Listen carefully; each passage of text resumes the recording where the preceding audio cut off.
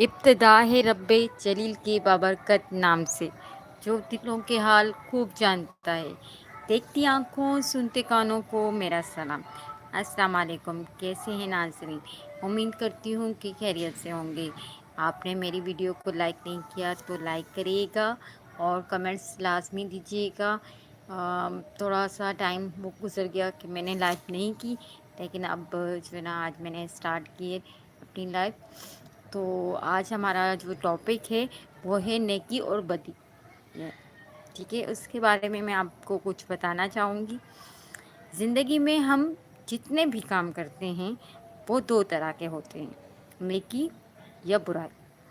نیکی ہم اس لیے کرتے ہیں کہ اس پر ہم اپنے اللہ سے اجر کی امید رکھتے ہیں، اور برائی سے ہم اس لیے بچنا چاہتے ہیں کہ اس پر ہم کو اللہ کا عذاب کا اندیشہ ہوتا ہے۔ اللہ تعالیٰ نے نیکی اور بدی کے بدلے کا قانون بھی بڑا آسان اور دوسرا سر رحمت کا قانون رکھا ہے۔ اس سلسلے میں ایک حدیث بخاری مسلم ہے کہ حضرت عبداللہ بن عباس رضی اللہ تعالیٰ عنہ سے روایت ہے۔ یہ مسلم کے الفاظ ہیں اور انہی الفاظ میں یہ بخاری میں ہے۔ یہ ان حدائث میں سے ہے جن میں رسول صلی اللہ علیہ وسلم اپنے رب تعالیٰ سے روایت کرتے ہیں، یعنی حدیث کا سلسلہ حضور صلی اللہ علیہ وسلم پر ختم نہیں ہوتا، بلکہ یہ اللہ کی بات ہے جس کو رسول اللہ نے روایت کیا۔ اللہ تعالیٰ کے کسی کام کا ذکر کریں کہ اللہ تعالیٰ نے یہ کہا، یا وہ یہ کہتا ہے، یا اس نے یہ کیا، اور یہ وہ کرتا ہے، حدیث قدسی کہلاتی ہے۔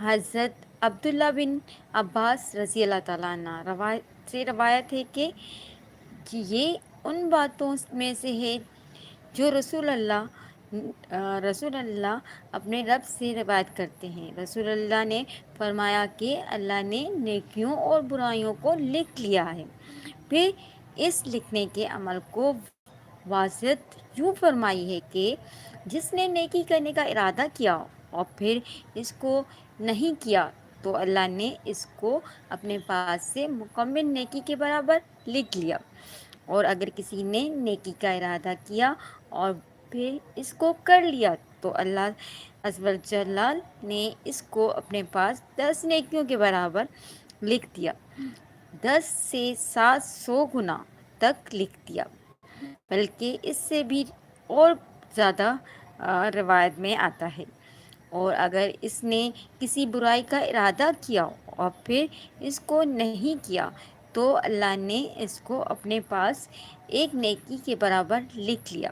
اگر کسی نے برائی کا ارادہ کیا اور وہ کر کے بھی بیٹھا تو اللہ نے اس کو ایک برائی کے برابر لکھ لیا۔ یہ دین کی بڑی بنیادی تعلیمات پر مبنی ہے۔ دوسری روایت میں یوں آتا ہے کہ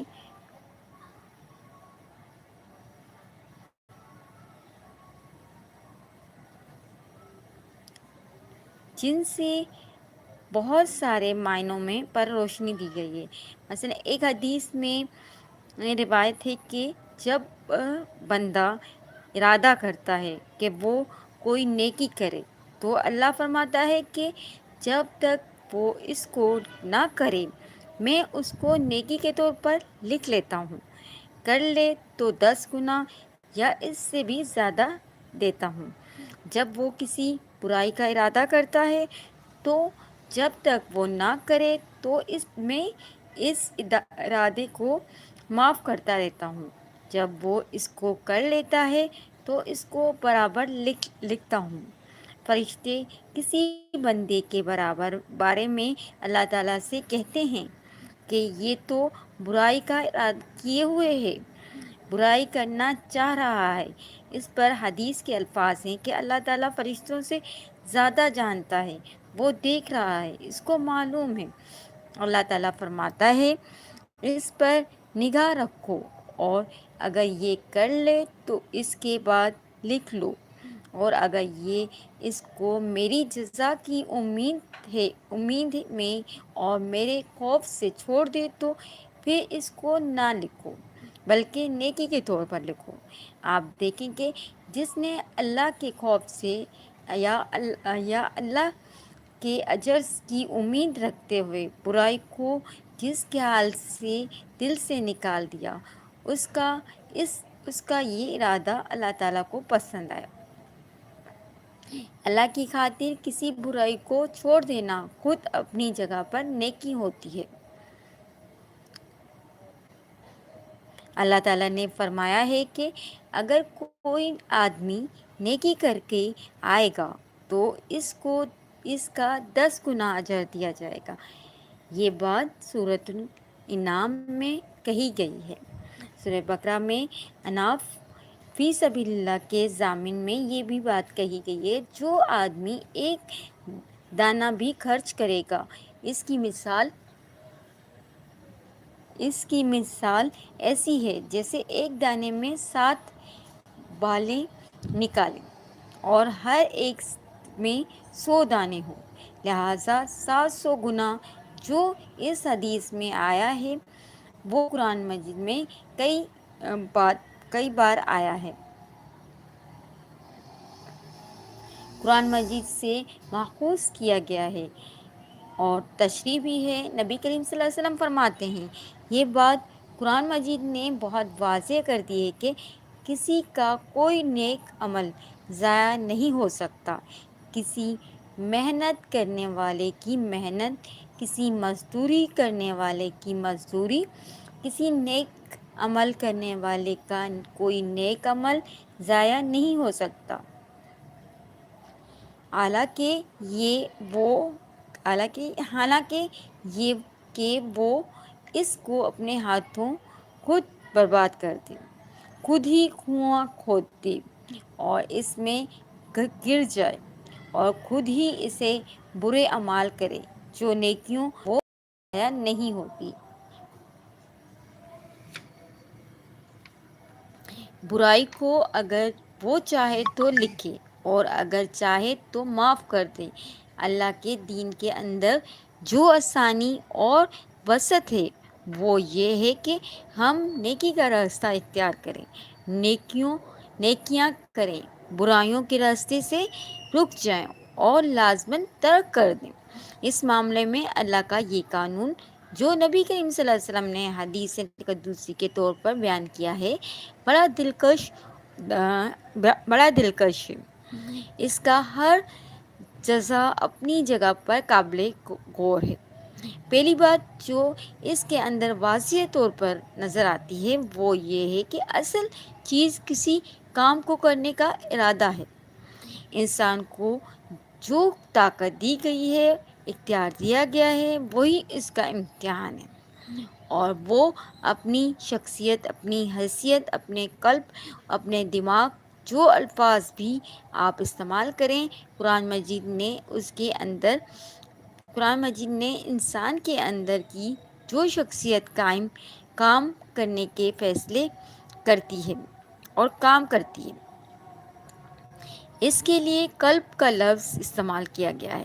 اس کے ذریعے وہ اس اختیار کو استعمال کرتا ہے۔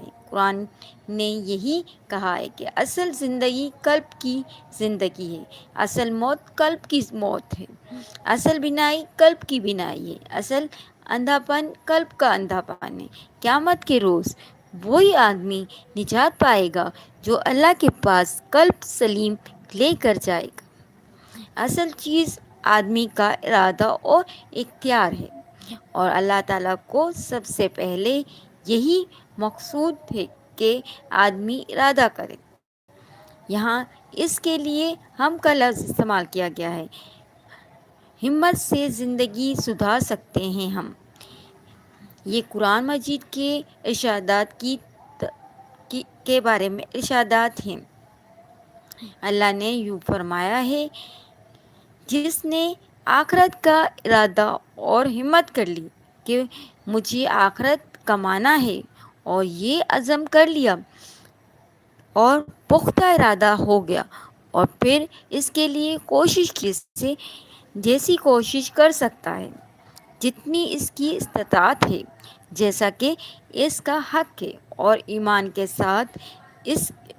ساتھ کی، اور اللہ پر بھروسہ رکھا، اس کی خاطر کی، اس کی ساری کوشش کی پوری قدر و دانی کی جائے گی۔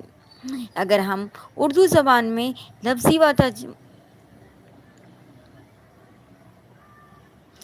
اللہ تعالیٰ ان کی ان نعمتوں کا شکر ادا کرے گا۔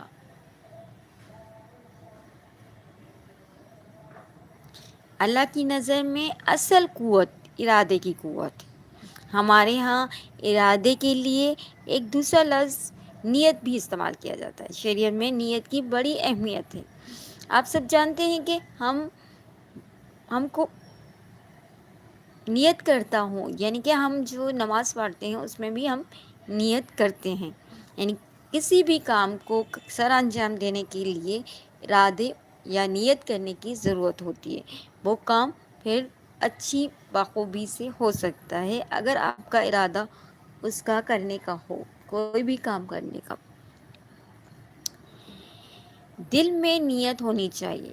نیت میں ارادے سے زیادہ ایک اور چیز بھی شامل ہوتی ہے، اور وہ یہ ہے کہ کس لیے کر رہا ہوں۔ ایک تو یہ ہے کہ میں اس کام کو کروں گا، یا تو ارادہ کرے، عزم ہے، ہمت ہے، کوشش کرنے کا فیصلہ ہے۔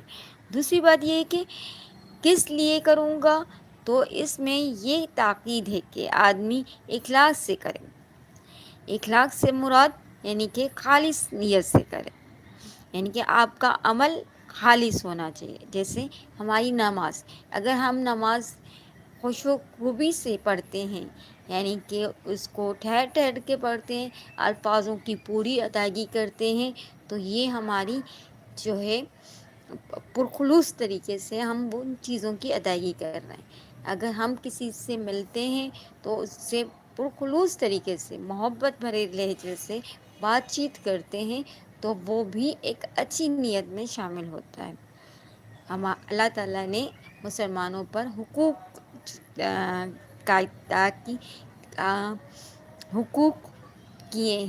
جاری کیے ہیں کہ ہر مسلمان کو دوسرے مسلمان پر 5 حق ہیں۔ پہلا کہ جب وہ سلام کرے تو اس کا جواب دے، یعنی کہ ہم مسلمانوں پر فرض کیا جاتا ہے کہ ہم پر کوئی سلامتی بھیج رہا ہے تو ہمیں اس پر بھی سلامتی بھیجنی چاہیے۔ اگر کوئی بیمار ہے تو اس کی عیادت کے لیے جانا چاہیے تاکہ وہ خوش ہو جائے، اور اگر اس کو ضرورت ہو تو اس کی مدد بھی کی جائے، تو یہ بہت ہی خوشی کی بات ہے۔ اللہ تعالیٰ ایسے بندوں سے خوش ہوتا ہے۔ اگر کوئی مر جائے تو اس کے یعنی کہ اس کے خاندان سے پرخلوص طریقے سے ملنا چاہیے، ان کی غموں میں شریک ہونا چاہیے۔ یہ بھی ہمارا حق بنتا ہے دوسرے مسلمان پر۔ اگر کسی کو چھینک آئے تو اس پر بھی الحمدللہ کہنا چاہیے، یہ بھی ہمارا حق ہوتا ہے۔ اگر کوئی ہمیں دعوت دے تو ہمیں اس کی دعوت قبول کرنی چاہیے، یہ بھی ہمارا حق ہے۔ نیکی کا پختہ ارادہ کر لیں۔ نیکی نام اعمال میں لکھی جاتی ہے۔ جب ہم ارادہ کرتے ہیں تو نیکی نام اعمال میں لکھ دی جاتی ہے۔ نیک کاموں کا حوصلہ کرنا چاہیے، نیکی کی ہمت کرنا چاہیے، سوچتے رہنا چاہیے کہ میں یہ نیک کام کر لوں یا کر لوں، کسی بندے کا کوئی کام کر دوں، اس کا قصور معاف کر دوں، اور پھر نرم بات منہ سے اس کے لیے نکالوں۔ یعنی کہ اگر ہم کسی کو درگزر کرتے ہیں، اس کے معاملات کو درگزر کرتے ہیں، تو یہ بھی نیکی میں شامل ہوتا ہے۔ اور اس کا یہ حکم ہے کہ وہ لوگ جو سوتے وقت سب کو معاف کر کے سوتے ہیں وہ بھی اللہ تعالیٰ کو پسند ہوتے ہیں. یعنی کہ اگر آپ سوتے ہیں سونے سے پہلے جتنے بھی آپ کے یعنی کہ آپ کے معاملات ہیں، اگر کسی نے آپ کا دل دکھایا ہے، اگر کسی نے آپ کے ساتھ ناانصافی کی ہے تو اس کو معاف کر کے اگر آپ سوئیں گے تو اللہ تعالیٰ کے پاس آپ کے لیے بہت بڑا اجر ہے. تو ہمیں بھی سب کو معاف کر دینا چاہیے، کیونکہ نیند جو ہے وہ ایک موت کی طرح سے. تو اس لیے ہی کہا جاتا ہے کہ دعا پڑھ کے سوئیں، کیونکہ پتہ نہیں کہ ہم کل زندہ ہوں گے یا نہیں ہوں گے. تو اس لیے آپ جو ہے یہ سوچ کے سونا چاہیے کہ سب کو معاف کر کے سوئیں. یہ بہترین عمل ہے. وضو کر کے سونا چاہیے اور سب کے لیے اچھا سوچنا چاہیے. جتنا آپ اچھا سوچیں گے تو آپ کے لیے بھی لوگ اچھا سوچیں گے. کر بھلا ہو بھلا، یہ بات اس پر کہی گئی ہے. تو ہمیں نیکی کے عمل کرنے چاہیے اور نیکی کی ہدایت دینی چاہیے. کسی شخص نے مولانا اشرف علی تھانوی سے سوال کیا کہ دل میں تو بے شمار خیالات آتے ہیں، کیا کیا جائے؟ فرمایا کہ دل تو ایک سڑک کی طرح ہے جس پر اچھی گاڑیاں بھی چلیں گی، بری گاڑیاں بھی چلیں گی، گدھے بھی چلیں گے، کتے بھی چلیں گے. یہ تمہارے بس کی بات نہیں. تم یہ کوشش کرو کہ اچھی خیالات لاؤ، نیکی کے کام کا حوصلہ لاؤ، نیکی کی بات سوچو، نیکی کا عزم کرو، بری باتوں کو ذہن سے نکالنے کی طرف توجہ بھی مت دو.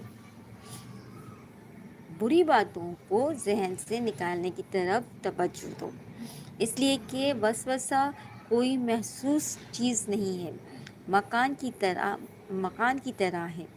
یہ تو دل میں خیال ہوتا ہے اور خیال توجہ سے موٹا ہوتا ہے. جتنا آدمی اس کو نکالنے پر توجہ دے گا اتنا ہی وہ خیال مضبوط ہوتا جائے گا. توجہ ہی مت کرو بلکہ نیکی اور بھلائی کی طرف توجہ کرو. دین کے آسان ہونے کے تصور کا یہ پہلا بہت ہی اہم حصہ ہے. پھر اس کی رحمت کا ذکر ہے کہ وہ اس کو 10 گنا سے 7 گنا بلکہ اس سے بھی زیادہ بڑھاتا ہے. اس امت کے ساتھ اس کا یہ خاص معاملہ ہے کہ تھوڑے عمل پر اس نے بڑے اجر کا وعدہ فرمایا. ایک حدیث میں اس کو یوں بیان کیا گیا ہے کہ ایک مالک نے ایک شخص کو ملازم رکھا. صبح سے ظہر تک اس نے کام کیا، مزدوری طے کر دی. وہ مزدوری دے دی گئی، وہ لوگ چلے گئے. ایک دوسرے گروہ کو ملازم رکھا. ظہر سے عصر تک انہوں نے بھی اپنا کام پورا کیا. جو مزدوری ان سے طے ہوئی تھی وہ مزدوری ان کو دے دی گئی. تیسرے گروہ سے عصر سے مغرب تک کے کام کا معاہدہ کیا گیا. ان کی مزدوری پہلے والوں سے زیادہ تھی. پھر کہا کہ پہلی مثال عیسائیوں کی، دوسری یہودیوں کی اور تیسری میری امت کی ہے. یعنی کہ یہ کلمات جو ہیں یہ حضور صلی اللہ علیہ وسلم کے. پہلے دونوں مزدور آ گئے کہ آپ نے ان کو تھوڑے کام پر زیادہ دیا ہے اور ہم کو زیادہ کام پر ان سے کم. اللہ تعالیٰ نے فرمایا کہ میں نے تم سے جو معاہدہ کیا تھا وہ پورا کیا یا نہیں؟ انہوں نے کہا کہ جتنی بھی مزدوری آپ نے طے کی تھی پوری ادا کر دی. فرمایا تو پھر شکایت کا کیا موقع ہوتا ہے؟ ہمارے ساتھ تو معاملہ یہ ہے کہ اللہ تعالیٰ نے ایک رات میں 1000 مہینوں کی برکت رکھ دی ہے، اور جو مہینے میں 3 دن روزے رکھ لے تو وہ ایسا ہے جیسے اس نے ساری عمر روزے رکھے. سارے کے سارے اجر اس نے بڑھاپے میں کر دیے۔ آدمی باقاعدہ عمل تھوڑے کرے پر اس کو رحمت زیادہ ملتی ہے۔ دوسرا حصہ برائی کے متعلق ہے۔ یہ ہم نے جو پڑھا یہ نیکی کے بارے میں پڑھا۔ اب ہم آپ کو برائی سے متعلق بھی کچھ بتائیں گے۔ برائی کے لیے کہا ہے کہ جو برائی کا ارادہ کرے اور پھر نہ کرے تو حدیث کے الفاظ ہیں کہ میں اس کو تو معاف ہی کرتا ہوں، لیکن جب وہ یہ برائی نہیں کرتا تو میں اس کے نام اعمال میں پوری ایک نیکی لکھ لیتا ہوں۔ اعمال دو قسم کے ہیں، ایک اعمال بدن کے اعمال ہیں اور دوسرے اعمال دل کے اعمال ہیں۔ مثلاً حسد، کینہ دل کے اعمال ہیں۔ جو اعمال دل سے ظاہر ہوں گے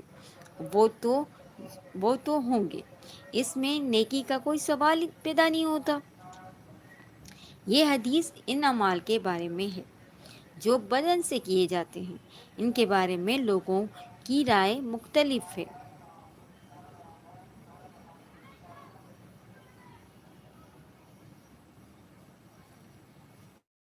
بہت سے لوگوں نے کہا جب پختہ ارادہ ہو جائے تو وہ گناہ ہو گیا، اور کچھ لوگوں نے کہا پختہ ارادہ بھی ہو جائے لیکن جب تک آدمی نہ کرے تب تک وہ گناہ نہیں لکھا جائے گا۔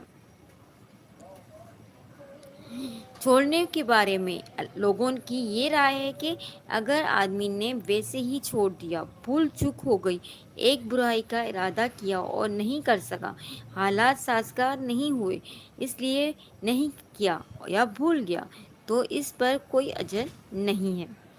اس لیے کہ ایک دوسری حدیث مبارک میں ہے، جس نے میری خاطر میرے اجر کی توقع میں اور میرے عذاب کے خوف سے اس برائی کو نہیں کیا تو اس کے لیے ایک کامل نیکی لکھ دی جائے گی۔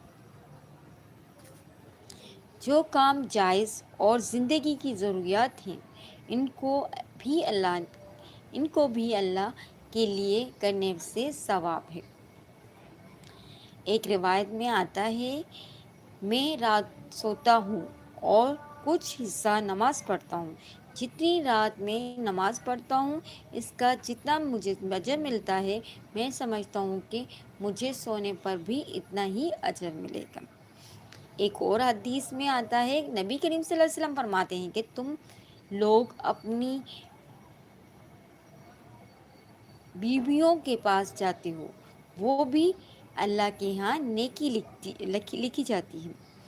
صحابہ رضی اللہ تعالیٰ عنہ نے بڑے تعجب سے کہا کہ یہ کام بھی نیکی کا کام ہے۔ آپ صلی اللہ علیہ وسلم نے فرمایا کہ اگر تم اپنی خواہش غلط طریقے سے پوری کرتے تو گناہ لکھا جاتا۔ ہم نے کہا کہ ہاں گناہ لکھا جاتا ہے۔ آپ صلی اللہ علیہ وسلم نے فرمایا اگر تم نے اللہ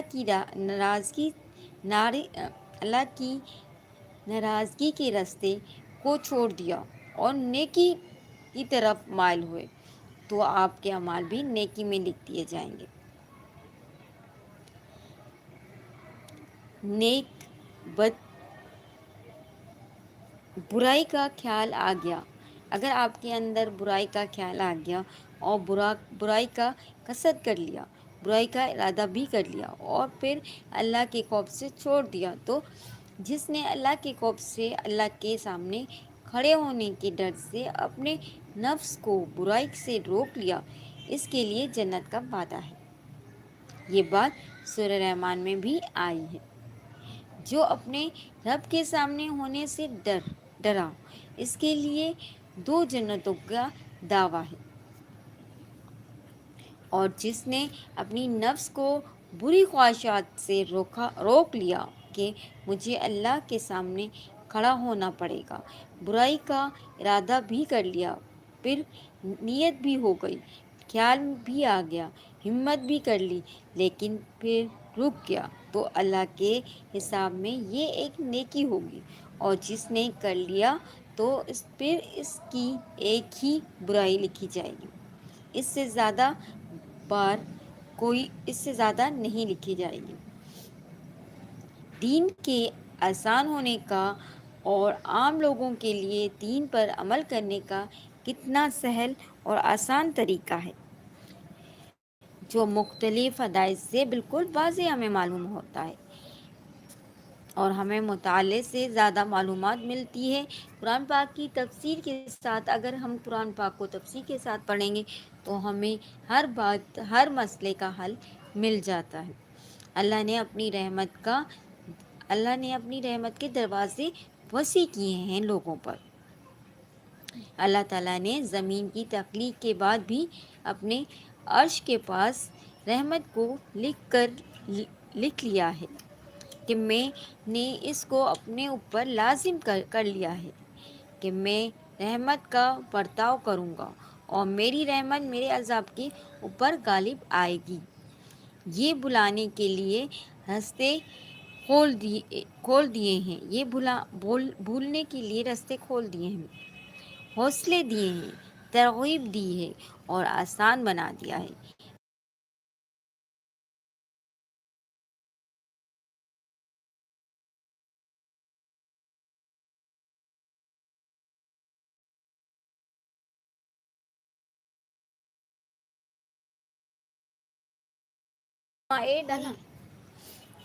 جی، آدمی کی اپنی بدبختی اور بد نصیبی ہو سکتی ہے کہ اس کے بعد بھی وہ اللہ کی نافرمانی کے راستے پر جائے۔ نیکی اور بدی کا یہ قانون جو حدیث میں بیان کیا گیا ہے،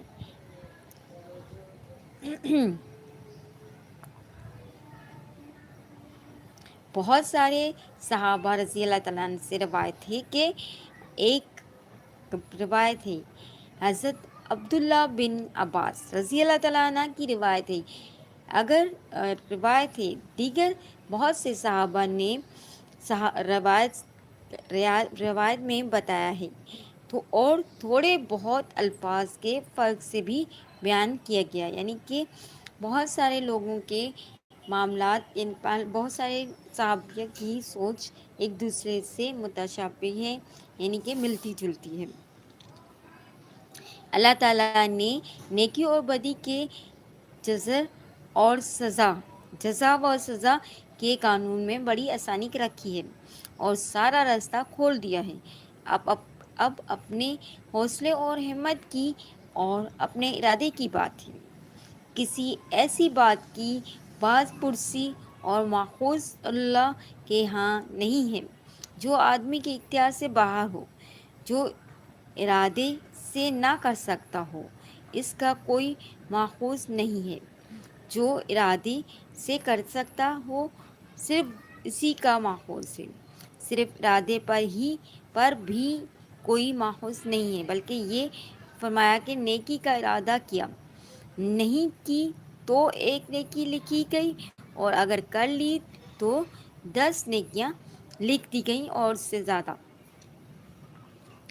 ایک حدیث میں برائی کے حوالے سے بیان کیا گیا ہے کہ جب تک اس کو منہ سے نہ نکالو یا کر نہ لو تب تک وہ برائی آپ کی اعمال میں نہیں لکھی جاتی اور نہ ہی اس کی کوئی سزا ہوتی ہے۔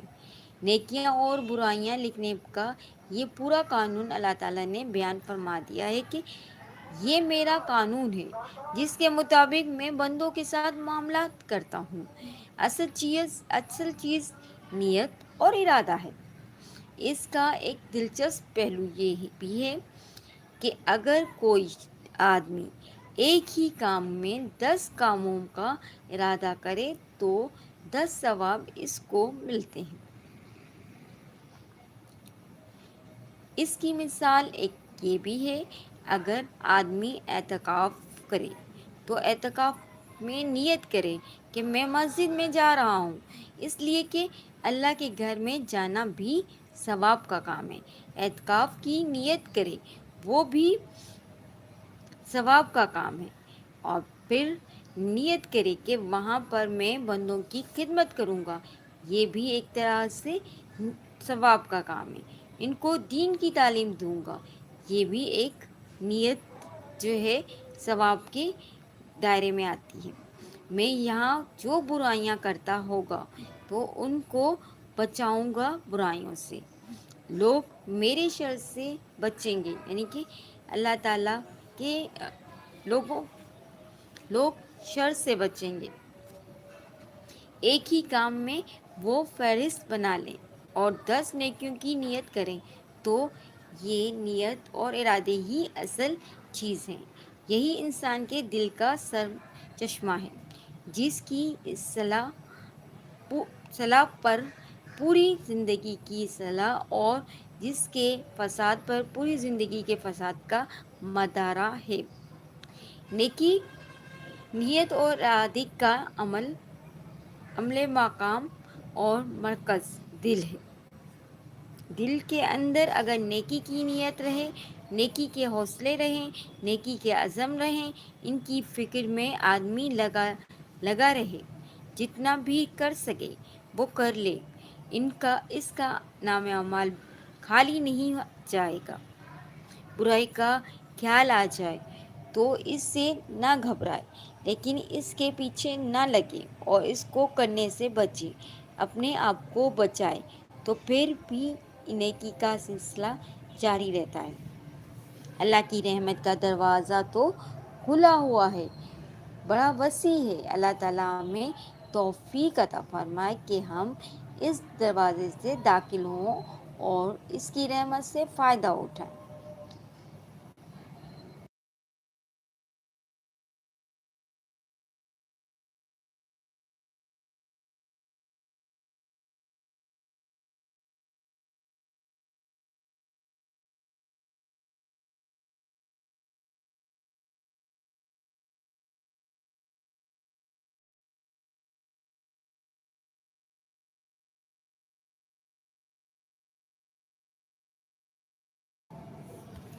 نبی کریم صلی اللہ علیہ وسلم کی جو تعلیمات ہمارے سامنے آتی ہیں وہ ہم سے یہ مطالبہ کرتی ہیں کہ سب سے بڑھ کر اللہ اور اس کے رسول سے محبت کریں، اس کی مخلوق کے ساتھ شفقت اور رحمت کا برتاؤ رکھیں، سب کے حقوق ادا کریں، کسی کو تکلیف نہ پہنچائیں، سارے کام صرف اللہ کے لیے کریں، نیت کو خالص رکھیں اور دل کی بھی اصلاح کریں. سوال یہ ہے کہ یہ چیز کس طرح پیدا ہو سکتی ہے اور وہ منبع کیا ہے جس سے وہ سارے مطالبات جو نبی کریم صلی اللہ علیہ وسلم نے اپنا ساتھ دینے والوں اور ماننے والوں سے فرمائے ہیں پورے ہو سکیں. سب سے اہم بات یہ ہے کہ یہ سارے مطالبات دنیا کی زندگی میں پورے کرنے ہیں.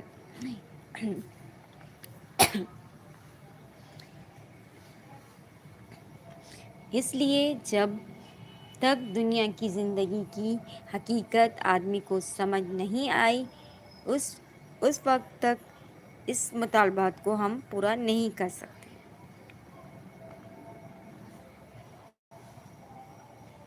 اس وقت تک ان ساری صفات کا پیدا ہونا مشکل ہے جو حدیث پیش کی جا رہی ہے اور وہ اسی موضوع پر ہے. ترجمہ: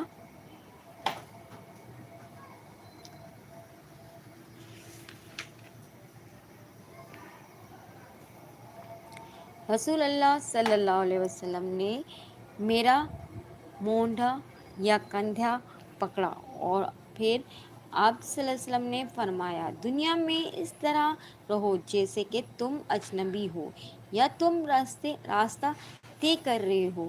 حضرت ابن عمر رضی اللہ تعالیٰ عنہ فرماتے ہیں کہ جب شام ہو جائے تو صبح کا انتظار نہ کرو اور جب صبح ہو جائے تو شام کا انتظار نہ کرو. صحت کے زمانے سے مرض کے زمانے تک اپنا سرمایہ جمع کرو اور زندگی میں موت کے لیے جمع کرو.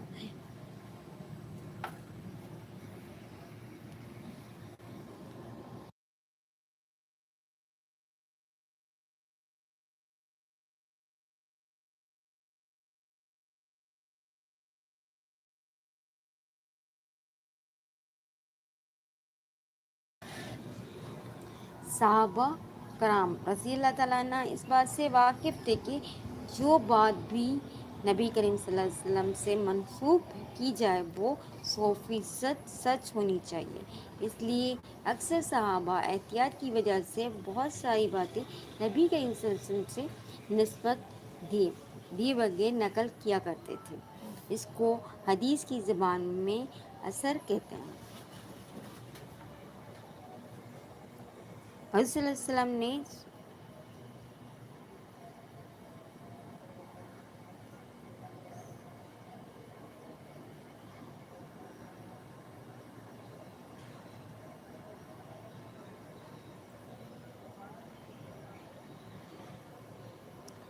حضرت صلی اللہ علیہ وسلم نے بچوں کے بارے میں فرمایا ہے کہ اپنی تعلیم کو مکمل کریں.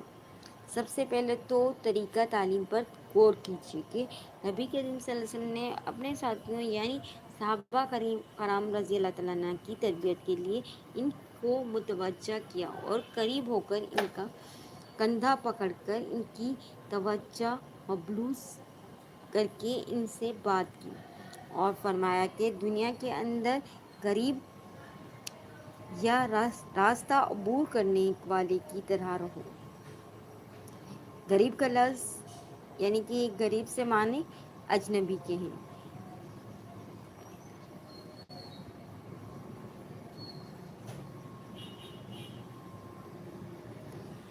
ایک حدیث میں آتا ہے آخرت کے ذکر کے بارے میں.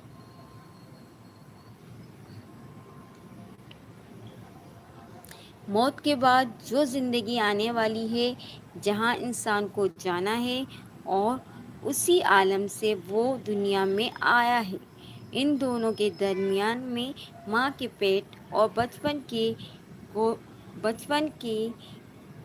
کی گود سے لے کر قبر تک پھیلے ہوئے دنیا کے کچھ لمحات ہیں جو بازر جو بہت طویل ہیں مگر در حقیقت بڑے مختصر ہیں. ان کی حقیقی نوعیت کیا ہے اور ان کا تعلق آخرت کے ساتھ کیا ہونا چاہیے؟ یہ حدیث اس بات کو واضح کرتی ہے کہ دنیا تو دراصل منزلوں میں سے ایک منزل ہے اور کسی اور طرف جانے کے لیے ایک راستہ ہے.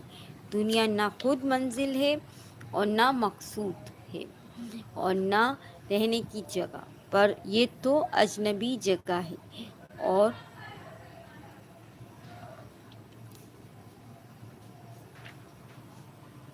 عارضی جگہ ہے.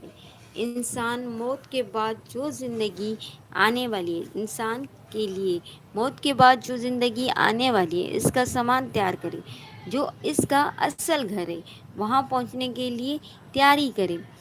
اس سفر میں وہ تجارت کرے جس کا نفع موت کے بعد ظاہر ہو، اور وہ کھیتی بوئے اور فصل لگائے جس کو وہ دنیا کے بعد آنے والی زندگی میں کاٹ سکے اور نفع حاصل کر سکے. ان الفاظ میں دنیا کے ساتھ جس روشن کو ظاہر کیا گیا ہے وہ نیکی کی ہے.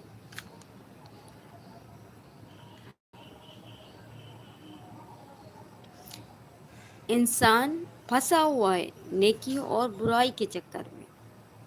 اپنی خواہشات کو طویل نہ بنائیں، اپنی خواہشات کو مختصر بنائیں.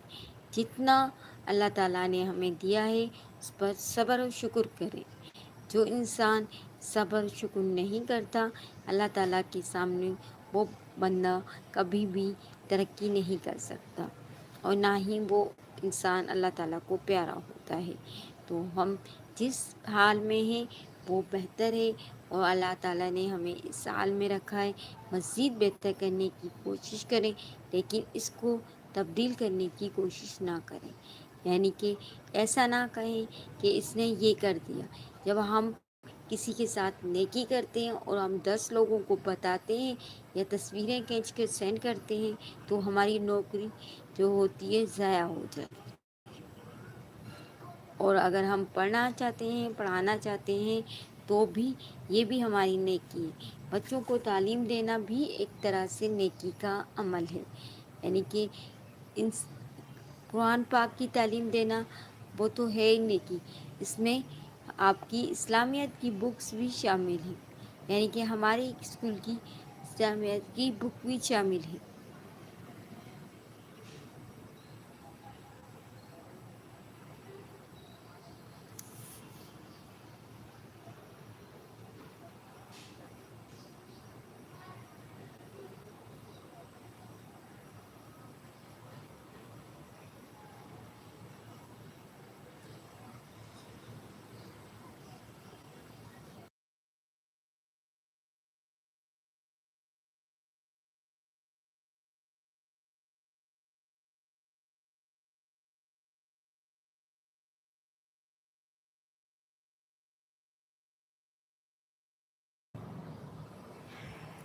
جی، تھوڑا سا میں نے بریک لے لیا تھا۔ ایک مثال ہے، جیسے آدمی کو کعبے کی طرف جانا ہو اور وہ یہ راستہ طے کرنے کے لیے ایک اونٹ پر سوار ہو، تو اونٹ تو اس کے لیے بہت ضروری ہے، اونٹ کے بغیر اس کا سفر مکمل نہیں ہو سکتا اور اپنی منزل قبا تک پہنچ نہیں سکتا جو مقصود اور مطلوب ہے۔ اس کے بغیر اس کو اللہ کے گھر کی زیارت حاصل نہیں ہو سکتی۔ اس لیے اونٹ کی خبر گیری، اونٹ کا کھانا پینا